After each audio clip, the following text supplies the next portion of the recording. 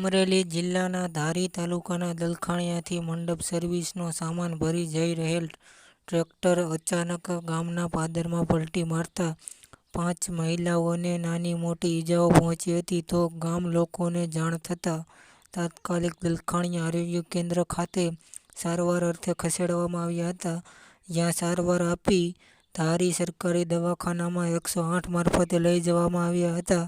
વિગત અનુસાર જો વાત કરીએ તો દલખાણીયાથી મંડપ સર્વિસના સામાન ભરી ટ્રેક્ટર પલટી મારતા તેના પર બેઠેલા મજૂરોને નાની મોટી ઈજાઓ પહોંચી હતી. તેમાં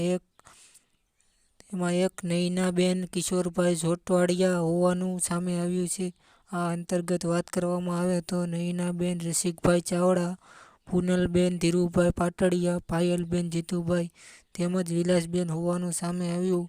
આ 5 મહિલાઓને નાની મોટી ઈજાઓ પહોંચી છે. દલખાણીયા આરોગ્ય સ્ટાફ ડોક્ટર BM ડોડિયા સાહેબ તેમજ ફાર્મસી ડોક્ટર દિલીપ કોટડિયા તેમજ એમઓ ડોક્ટર લીંબાણી તથા સ્ટાફ તાત્કાલિક સારવાર આપી ધારી સરકારી હોસ્પિટલમાં દાખલ કરવામાં આવ્યા હતા.